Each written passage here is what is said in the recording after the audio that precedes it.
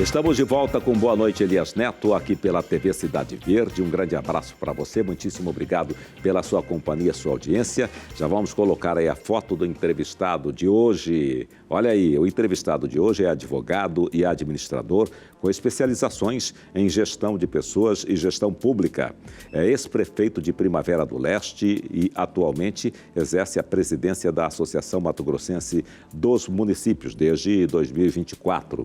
Sua trajetória política começou aos 16 anos, quando se mudou para Primavera do Leste. Foi assessor parlamentar, vereador e presidente da Câmara Municipal até se tornar prefeito em 2017.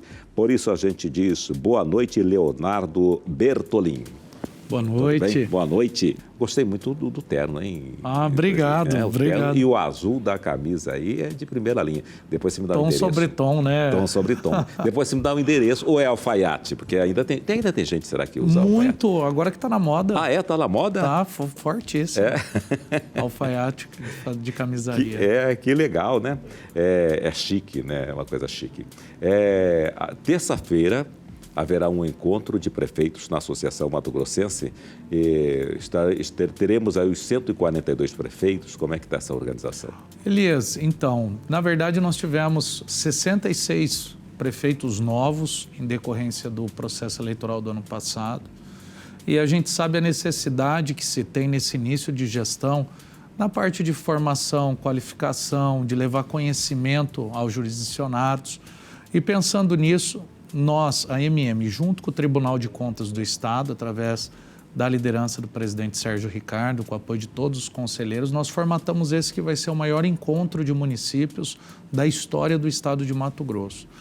Então, já são quase 1.500 pessoas participantes, já travou as inscrições, inclusive, onde durante 2 dias nós teremos 3 ambientes muito dinâmicos, com imersão, são cerca de 30 palestras, que os prefeitos, prefeitas, secretários, vereadores poderão participar, né? Inclusive com a presença do ex-presidente Michel Temer, que faz a primeira palestra magna da programação, ministro Augusto Nardes, ex-presidente e atual conselheiro do Tribunal de Contas da União, e quase 100% de todos os prefeitos participando conosco, né? Então, serão 2 dias que com certeza vai projetar a nível de Brasil o evento municipalista que acontece, que segue mais ou menos a dinâmica da Marcha dos Prefeitos, sim, que ocorre em Brasília em maio, só que num formato um pouco menor. Sim.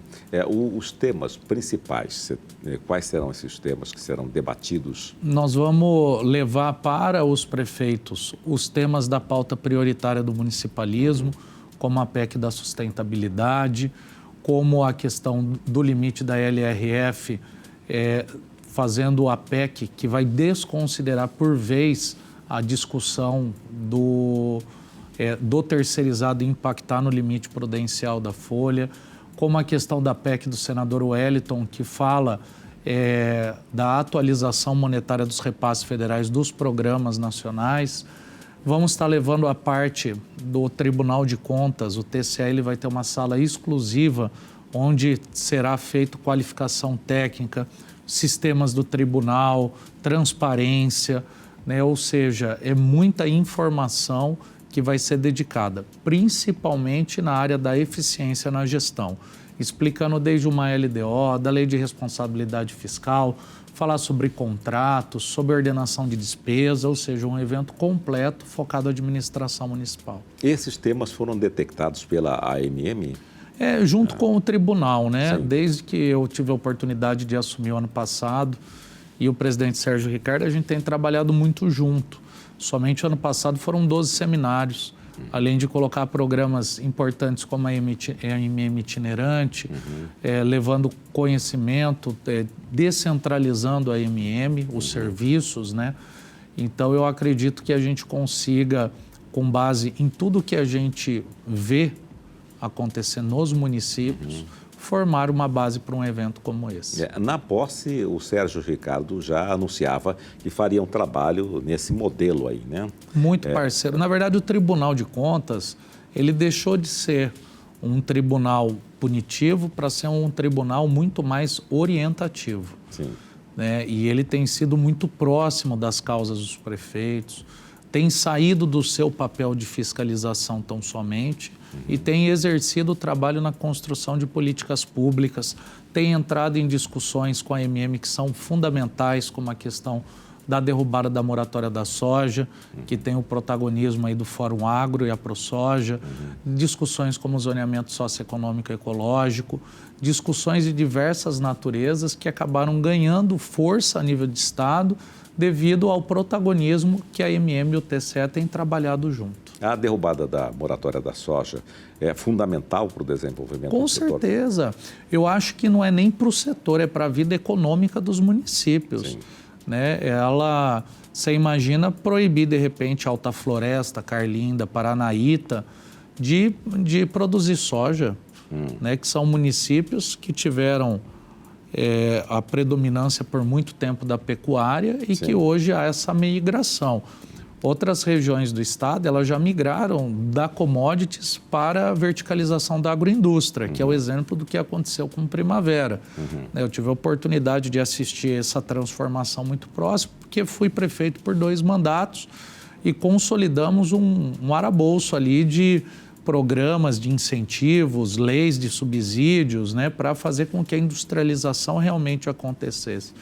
O estado de Mato Grosso ele tem condição de dobrar a sua produção agrícola, né? O que precisa é ter uma condição de armazenamento, que hoje ela é muito irrisória perante a produção do estado, e que o processo da industrialização aconteça, como aconteceu com a transformação do etanol do milho. Sim. Né? Então, eu acredito que toda essa discussão ela acontece nesse momento onde há essa migração da pecuária para a lavoura e de outras regiões da lavoura para a agroindústria. Sim, você foi vereador, aí depois você foi prefeito por 2 mandatos, né? E agora está na AMM, já vai aí para 2 anos, né? Você pode ser reeleito lá. Na verdade, eu concluí o primeiro ano e estou iniciando o segundo. Está iniciando o segundo ano, Isso. né? A reeleição na AMM, ela continua? 2 mandatos? Antes ela quando nós assumimos, era ilimitado. A de eterno, né? Aí nós alteramos algumas questões, Sim. junto com a diretoria e com a aprovação em plenário de todos os prefeitos, reduzindo o mandato de 3 para 2 anos e permitindo somente uma reeleição. Perfeito. E você vai para a reeleição, tá entendendo? Elias, não sei ainda. Ainda não viu? sabe, né? Nós estamos avaliando bastante o cenário aí. Pois é, e com essa experiência que eu acabo de falar, essa experiência toda que você tem na política, foi eleito com quantos anos de vereador? Primeiro ano com 24 anos. 24 anos, né? Mas, como dissemos, iniciou na política com 16 com anos. 16. Se bem que a gente nasce na política, né? Tudo é discussão política. Tudo é discussão política. Desde casa, né? Exatamente, né? A nossa opção é essa, né?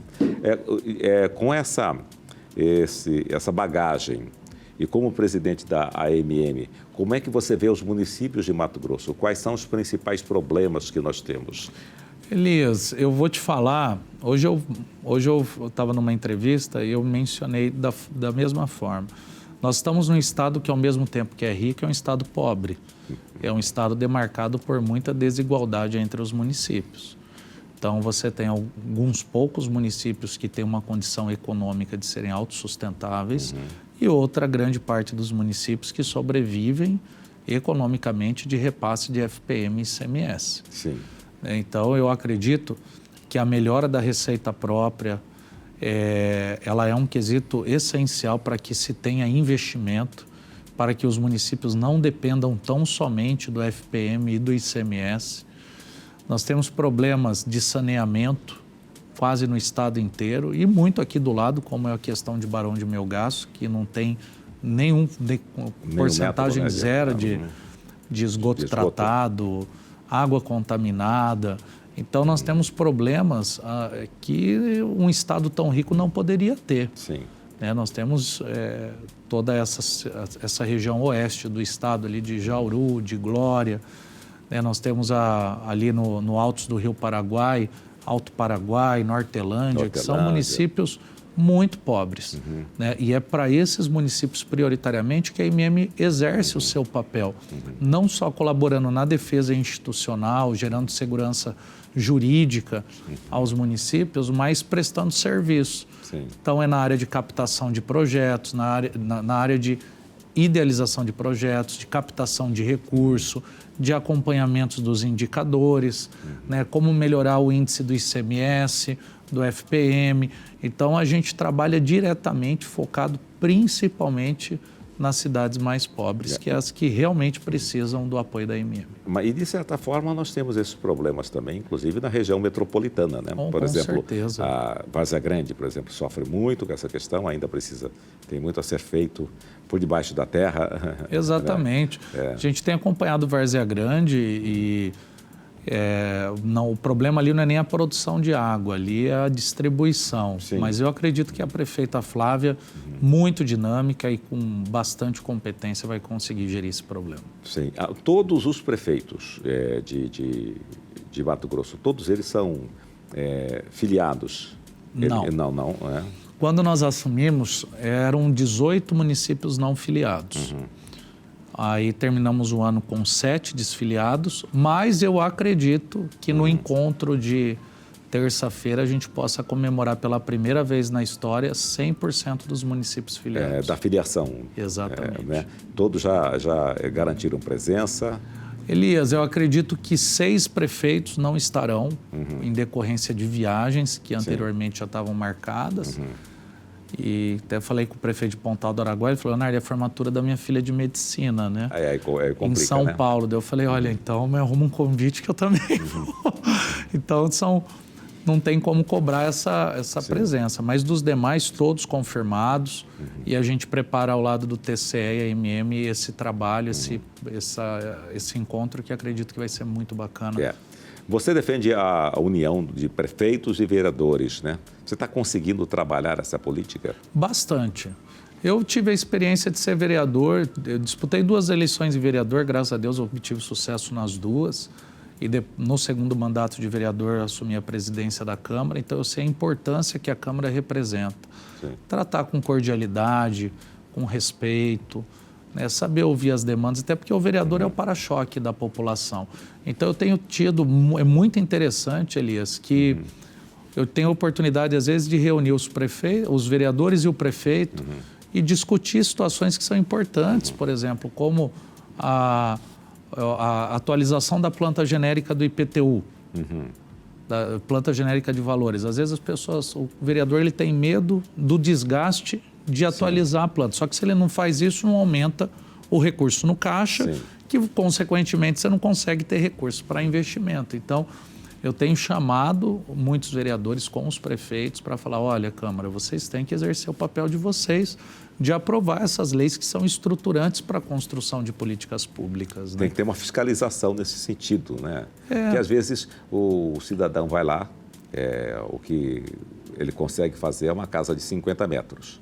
Mas aí ele vai aumentando. E o que está registrado na prefeitura... aí já é a atualização do cadastro imobiliário. Também tem isso, né? Porque o cara ele dá a entrada na prefeitura com um projeto de 50 metros, vai pagando sobre 50 metros e, de repente, ele faz uma edícula, ele puxa uma garagem e não informa a prefeitura, né? Sim.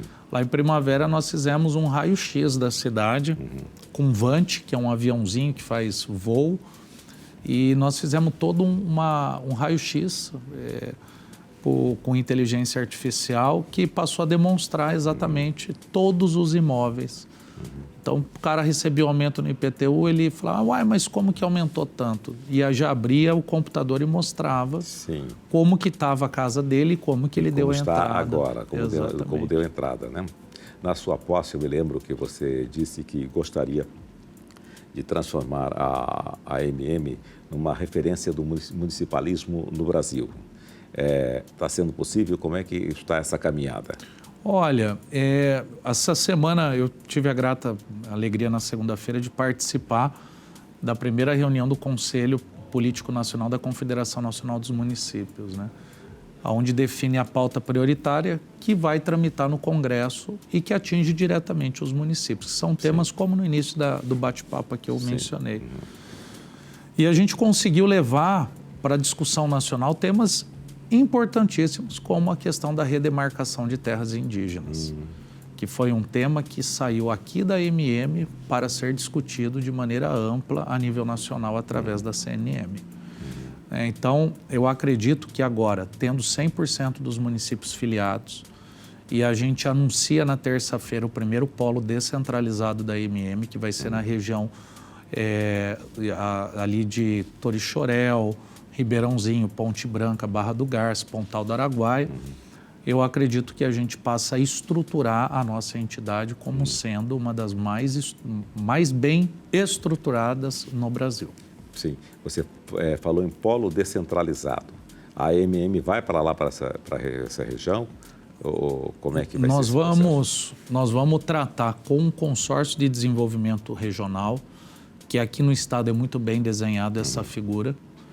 Lá é a região do Portal do Araguaia, o consórcio, onde nós vamos trabalhar 2 segmentos, através da descentralização do licenciamento ambiental e a regularização sanitária da certificação dos produtos da agricultura familiar de origem animal. E a MM que vai subsidiar esses colaboradores, porque hoje para o município ter a descentralização do licenciamento ambiental, o que é uma virada de chave no desenvolvimento de um município, ele tem que ter um rol de profissionais. E todos esses municípios, eles não conseguem remunerar todos esses profissionais. Então a MM vai passar a fazer a contratação e vai levá-los para o consórcio. Então nós vamos descentralizar profissionais da MM até alguns polos do estado para ficar sob jurisdição do consórcio e assim conseguir, através do consórcio, a descentralização do licenciamento ambiental e também a certificação da agricultura familiar. Você imagina, o menor município do estado tem 980 habitantes, que é Araguainha, produz queijo e não pode vender. Por quê? Porque não tem a certificação. Para ter a certificação, ele tem que ter um rol de profissionais técnicos que o município não tem condição de contratar. Poderia ser uma referência, né? Poderia ser uma referência. E para isso que a MM agora vai colocar, através de termo de cooperação com o consórcio, esses profissionais. E aí o prefeito vai poder vender o queijo dele. Mas não só na cidade, ele vai poder vender em Mato Grosso inteiro e no país. E exportar, inclusive, né? Ainda exportação não, né? Mas para venda em âmbito nacional ele vai conseguir, já vai conseguir. E atrair turistas, né? A gente vê reportagens sobre lugares que sobrevivem da produção de queijo e turistas vão para lá, as pessoas vão lá experimentar, né? Enfim, movimenta toda uma cadeia da produção, né? A agricultura familiar em si, ela é altamente viável economicamente, né? Eu tive a oportunidade de acompanhar nesses 2 mandatos a importância que o produto da agricultura familiar tem. E hoje, com os incentivos para poder ser vendido para a alimentação escolar. Né? Então, é um canhão, é uma potência. O que precisa realmente é estruturar, é dar apoio, e a certificação vai ajudar, sem dúvida alguma, nessa virada de chave para os menores municípios do estado. Você tem ideia do volume de queijo que é produzido lá em Araguainha, por exemplo? Não tenho, não tenho. Não é possível, né? Não tenho. Mas você já foi lá e já experimentou queijo de Araguainha? Tive 2 vezes em Araguainha. E lá é muito interessante que você tem a história do meteorito, que é o único município do Brasil que está 100% dentro de uma cratera de meteorito. É no Domo do Araguaia que dizem? Isso, Domo do Araguaia, né? Exatamente. Que foi lá no período, que eu não me lembro mais aqui para dizer qual o período que foi. A gente não está. Nós não estávamos por aqui, né? Em se tratando de municípios, a carga tributária é um problema? Sem dúvida, sem dúvida. Na verdade, eu acho que mais do que a carga tributária, é a reforma tributária que foi aprovada, né? Onde o estado de Mato Grosso vai ser o estado que mais vai perder em âmbito nacional. Por quê? Ele deixa de tributar na origem para se tributar no consumo. E nós somos um estado de extensão continental, mas que não tem uma população considerável. Sim. É um estado de poucas pessoas. Então, você imagina toda a parte da produção do etanol de milho. Só a unidade de Primavera gerava cerca de 280 milhões de ICMS ano. E cota parte vem para o município. Esse recurso ele vai parar de vir para o caixa do Estado e, consequentemente, para o caixa da Prefeitura. Sim. Ele vai ser distribuído no consumo deste produto. Então, produz o etanol, mas quem vai ganhar a tributação é onde o consumo final, que provavelmente vai ser São Paulo, vai ser o Paraná, vai ser o Rio de Janeiro, que são as regiões que hoje compram fortemente o etanol produzido dentro do estado de Mato Grosso. São os que já ganham. Né? Exatamente, por causa da população, por causa do consumo. Inclusive, não me lembro a quem eu fiz essa pergunta aqui no programa sobre a questão do álcool, né? Que a gente produz álcool. Quanto que nós produzimos de álcool? Olha, de etanol, Elias, hoje, Mato Grosso, né? Hoje eu não consigo mais contabilizar isso. Só lá na sua região? Só Primavera, 780 milhões de litros. 780 milhões de litros por ano? Por ano. Por ano. Por ano. É álcool que não acaba mais, né? Entretanto, a gente não consegue baixar o preço do álcool aqui, né? Como você disse, nós não temos consumidores suficientemente para esse consumo, né? Na verdade, o estado de Mato Grosso, se não fosse a reforma tributária, eu acredito que ele teria tudo para ser o estado que mais nós íamos crescer em proporção muito maior até mesmo do que São Paulo. Né? Um estado que passa por essa transformação do commodities para a indústria, um estado que agora passa a ter no seu meio o corte de uma ferrovia, que seria o grande agente transformador da logística do Brasil, interligando a produção e ao mercado industrial. E acredito que se a gente não tomar cuidado, e eu tenho alertado os prefeitos em relação à redução de despesa, em relação à melhora de receita, à reorganização administrativa, nós podemos aí ter um quadro de calamidade financeira grande dentro do estado. Em quanto tempo isso? Acredito que nos próximos anos aí, nos próximos 5, 6 anos, se a gente não tomar cuidado. Tem que tomar cuidado, que isso não pode acontecer. Porque uma coisa é um município que é mal gerido e tem economia. Outra coisa é um município que cresce e o seu financiamento não se paga mais. Nós vamos então para o intervalo e daqui a pouquinho a gente volta com esse bate-papo que está sensacional, falando sobre os municípios de Mato Grosso. Até daqui a pouco.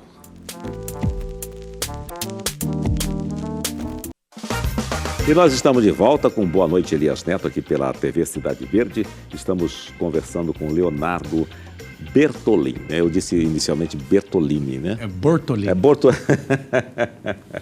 Bortolini. E vem de onde esse seu sobrenome? Italiano. É italiano, né? Fala-se na questão do desenvolvimento dos municípios, mas existem diferenças partidárias. Como é que isso se processa na prática? Elias, você sabe que entre os prefeitos não se tem, entre os prefeitos não se tem essa briga, ou essa rivalidade partidária, né? Sim. Claro que hoje a gente não tem nenhum prefeito de um partido de esquerda no estado. Sim. Não tem nenhum prefeito do PT, do PCdoB, PSTU. Hoje o estado de Mato Grosso não configura no quadro. Mas mesmo quando tinha, igual no mandato passado, nunca houve essa briga ideológica partidária.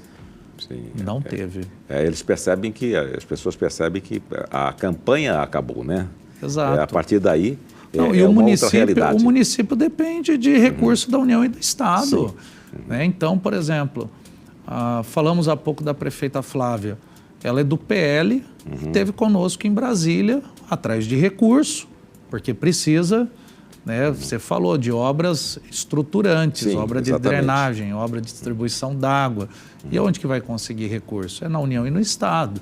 Né? O estado de Mato Grosso, até um dos temas que nós vamos falar no encontro, nós vamos demonstrar a quantia de recursos que o governo repassou para os municípios nos últimos anos, né? No último ano em específico, que era algo que quando eu entrei no mandato, eu lembro que nós encontramos 11 meses de repasses atrasados somente na saúde.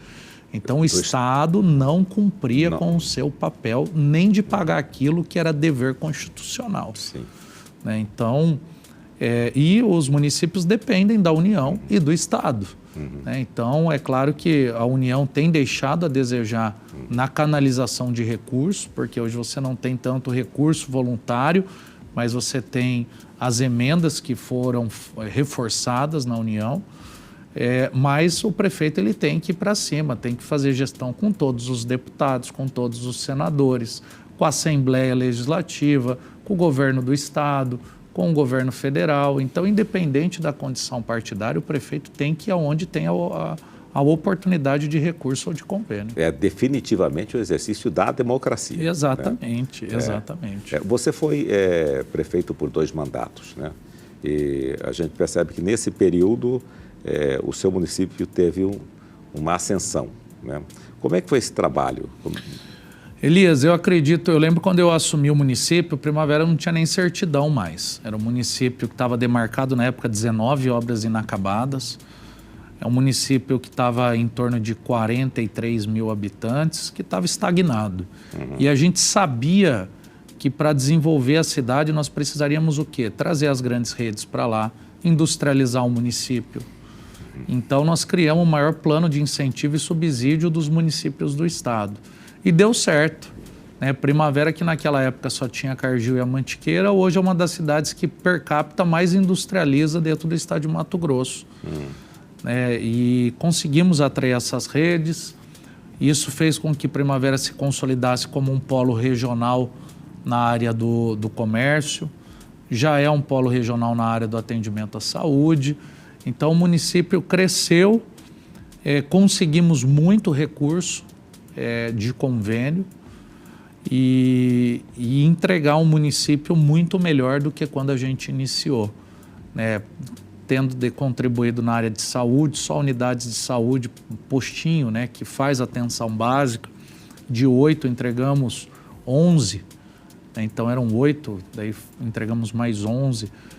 O número de creches, o número de vagas alunos, né? Então, nós conseguimos avançar, nós conseguimos levar inovação e tecnologia para dentro das escolas públicas, onde um aluno hoje lá de 9 anos, ele aprende a operar drone dentro da sala, dentro da escola, ele já tem acesso à impressora 3D, ele já tem acesso no 5º ano a curso de robótica, né? Então, nós deixamos tudo isso para que o município pudesse realmente apresentar para o mercado jovens já preparados para esse mercado do futuro.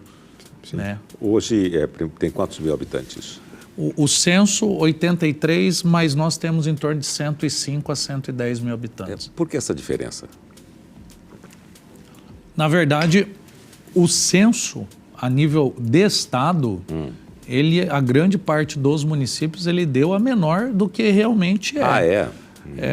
Tanto que eu não estou falando do trabalho, porque acredito na credibilidade do IBGE, incontestavelmente, mas tem até uma PEC hoje que corre no Congresso Nacional para que os municípios que se sentiram prejudicados em detrimento à contagem oficial, que possa ter a oportunidade de serem recontados os habitantes novamente, né? Porque isso impacta diretamente nos números de repasse. Sem dúvida nenhuma, né? A situação fica meio que complicada por uma contagem que não foi assim tão... Mas como é que vocês chegam a esse número de 105? Na verdade, hoje a gente você pega o número de ligações de residência, de ligações de água.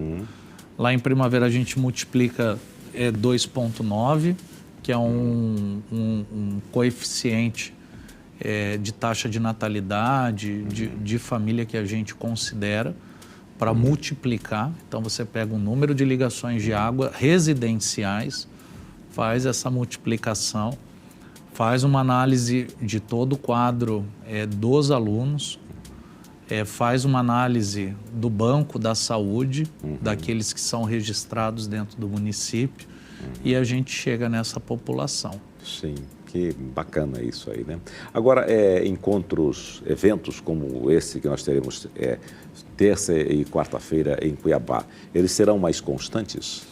Elias, encontros a gente sempre faz na área de formação, palestras, soluções. Agora, desta magnitude, dessa grandeza, nós queremos fazer um por ano. Sim. Porque é um evento para 1.500 pessoas e unimos os dois times da MM e do TCE para poder dar conta de entregar um evento no padrão do que a gente sonha. Certo. E a AMM itinerante, ela está funcionando? É montada uma AMM e chega num município e aí vocês ficam lá um tempo? Ficam lá um tempo? 2 dias. Sim. 2 dias. Então a gente leva um monte de parceiros, de entidades juntas e aí a gente discute regionalmente vários temas. Então, às vezes, um tema que gera uma discussão no Noroeste não é o mesmo que está lá na região, lá no sul do Araguaia, lá, por exemplo. Né? Então, a gente procura debater temas que são regionais, levar todos os municípios que trabalham naquele consórcio e, mais que isso, reunir todos os técnicos das prefeituras. Então, aí nós vamos ter a parte da educação, a parte da saúde, a parte da Secretaria de Administração. Então, a gente leva várias formações, vários parceiros e durante 2 dias a MM fica de maneira itinerante. Você citou, por exemplo, Jauru, Reserva do Cabaçal, Lambari do Oeste, aquela região ali, né? Como estimular para que aquela região cresça, tenha uma outra vida? Olha, na verdade, nós temos que explorar vários segmentos. Né? Muitos dos municípios matogrossenses têm um potencial turístico que não é totalmente explorado. Sim.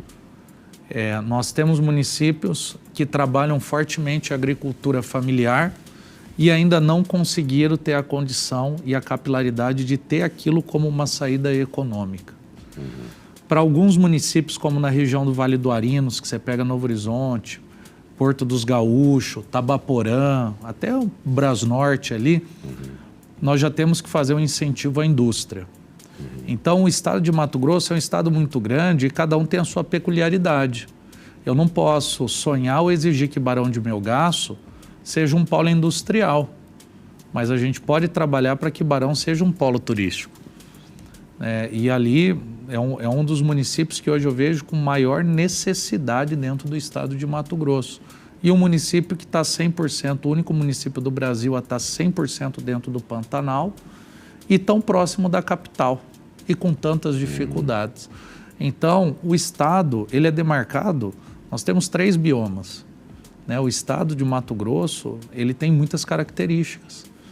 Então, de acordo com o teu preceito cultural, o teu preceito, as suas características regionais, é o modo que tem que ser tratado aquela região. Nós temos um município que não é tão pequeno, que é Cáceres, na cidade de Cáceres, né? Entretanto, me parece que a renda per capita lá é bastante baixa, né? E uma das vocações ali é o turismo. Com certeza. E acredito que já melhorou bastante, Sim. viu? A prefeita Eliane, ela tem feito o dever de casa, tem procurado muito trabalhar, principalmente projetos de saneamento, que hoje a maior parte do esgoto não é tratado, falta drenagem, mas eu acredito que ela tem feito o dever de casa e que Cáceres, depois desses 4 próximos anos aí, deve melhorar a sua condição. Né? E a questão das estradas, como é que vocês trabalham junto aos municípios? Às vezes, no escoamento, claro que aí o governo está fazendo muitas obras na BR-163, né? O líder do governo esteve aqui e disse que provavelmente a duplicação da 163 termine ainda neste mandato, né? Como é que vocês trabalham essa política? Vocês conversam isso com o governo? Muito. Na verdade, a maior demanda hoje dos municípios, é claro que além de saúde e habitação, é a estrada. Estrada para dar condição do escoamento da soja, da produção agrícola como um todo, da pecuária. Se não tem estrada, você não tem logística. Sim. Né? E o estado de Mato Grosso, ele deu exemplo dos investimentos. estruturantes, né? Hoje o estado de Mato Grosso ele passou por uma transformação na área dessas obras de pavimentação. É claro que ainda há muito o que se fazer, mas avançamos muito nessa parceria governo e AMM e municípios, né, no sentido de promover projetos estruturantes de pontes, né, de bueiros, tubo ármico, que dá condição de você ter segurança de passagem, das obras de pavimentação, tanto aquelas que são de iniciativa e executadas pelo governo, como aquelas que são de recurso do governo, mas executados em convênio pela prefeitura. Então, acredito que nós avançamos muito, viu, Elias? Sim. Saldo positivo. E falando de capital de Mato Grosso, como é que você vê essa questão aí do BRT? Olha, eu vejo que foi assertivo o método do sistema, né? Que é o BRT. Eu acho que nós não teríamos condição de público que viabilizasse o VLT devido ao valor do tarifário. E para fazer no método público e privado, eu vejo que aqui não funcionaria. Agora, o que se tem é um problema de execução da obra, mas que eu vejo que o Tribunal de Contas, a Assembleia Legislativa, né, tanto o ex-presidente Botelho, o Max, a deputada Janaína tem sido muito crítico nisso e deram o aval para o governo poder fazer a rescisão do contrato e procurar, né, uma empresa que tenha condição e habilidade de entregar essa obra que está fazendo não só o cuiabano, o matogrossense inteiro sofrer, né? Porque hoje a capital circula gente do estado inteiro, né? Então, da forma como está, e o governo tem cobrado também. Sim, exatamente. O município de Chapada dos Guimarães, ele sobrevive do turismo, né? Aliás, tem sido muito forte de um tempo para cá, o turismo, os shows e, enfim, toda aquela movimentação, né? O carnaval agora parece que vai ser bastante forte, né? Mas aí ele tem um problema, está tendo um problema aí no meio do caminho, que é o Portão do Inferno. Vocês também fazem exercício até sobre essas questões? Na verdade, o prefeito Osmar, ele tem procurado movimentar o município e eu vejo que ele tem sido assertivo, porque se ele não fizer esse esforço de levar as pessoas para estarem na Chapada, com todo esse transtorno da obra, e eu passo isso quase que semanalmente, porque fico durante a semana em Cuiabá, final de semana vou à Primavera, e ali era a nossa passagem. Né? Nós paramos de abastecer em Chapada, paramos de comer em Chapada, por quê? Porque agora, devido à condição de perigo ali do portão, então a gente acaba indo pela serra, ali da Serra de São Vicente. E como nós, são centenas de milhares de pessoas. Né? Então, o que nós temos que fazer é que o governo tenha condição de andar rápido com a obra estruturante e o quanto antes fazer a liberação. Então, às vezes eu vejo algumas críticas em relação ao número de eventos que Chapada está fazendo e tal, mas é a alternativa que se tem para poder fazer um esforço das pessoas irem. E grande parte, ou quase a totalidade do recurso ali que é investido é recurso carimbado na área da cultura. Sim. Né? Que se não fosse para aquele município, iria para outro município, mas também para atividade de cultura. Então, acredito que ele está fazendo a articulação, né? Nós não podemos cobrar dele e falar, você tem que industrializar mais o município. Não tem como, porque não é o perfil de Chapada dos Guimarães. Não teria nem espaço, né? Ele é cercado por rochas de arenito, essa coisa você toda. Você não consegue. Não suporta, né? Exato. A característica é o turismo. Então, ele tem que fomentar o turismo. Você disse, eu me lembro que eu entrevistei você, participei de uma roda de entrevista com você, quando você estava indo para a AMM, e você dizia que não sabia ainda para onde ia depois da AMM, né? Você me disse que não sabe se vai querer a reeleição, optar pela reeleição, né? Mas então, quais são os seus sonhos? Você pensa em chegar ao governo do estado? Elias, eu acho que todo mundo um dia sonhou em ser governador do estado, né? Ou senador da República. Mas eu sempre defendi que política é uma construção diária e degrau a degrau. Sim. Como você mencionou aí, eu fui assessor, disputei 2 vezes a vereador, né? Fiquei um mandato e pouquinho, um mandato inteiro e mais um pouquinho do segundo. Depois disputei uma suplementar, me tornei prefeito, fui 2 mandatos prefeito, hoje à frente da IMM. E é natural que nós temos que conversar, dialogar, construir, né? Mas realmente ainda eu não decidi e o grupo não decidiu a que o Léo vai, né? Se o Léo continua na IMM, se o Léo disputa deputado estadual. Então, acredito que nós vamos ter um ano aí para poder dialogar, construir, né? E com muita humildade, muita tranquilidade, escolher um caminho. Hoje, o que você acredita que seria mais importante para você? Bom, Elias, hoje eu quero me dedicar à IMM neste ano, né? Quero poder rodar 100% todos os municípios, deixar um legado para essas cidades e para o ano que vem a gente repensar o que fazer. Entendo. Hoje você não se compromete, né? Hoje ainda não. Todo mundo, como é que é? A sua família é uma família de políticos? Não é. Não é? Não Você é o único político? Na verdade, perdi meu pai muito cedo, né? Eu tinha 16 para 17 anos. A minha família é do interior de São Paulo. Sim. Primavera, minha mãe, minha irmã, meu sobrinho. Sim. Né? E minha esposa, ela é da região de Peixoto, de Guarantã, Sim. do norte. E aí a gente acabou se conhecendo quando ela mudou para fazer faculdade em Primavera, né? Sim. E lá eu tive a oportunidade de fazer faculdade de Direito, depois administração. E Deus foi abrindo as portas, os caminhos, né, para que a gente pudesse construir aí essa trajetória. E hoje já são 13 anos exercendo a função em cargo público eleitoral, né? Passando pelo crivo da urna. Você tem filhos? Tenho uma de 3 anos. Ah, de 3 anos, agora menininha ainda. Como é que é o nome dela? Betina. Betina, muito bem.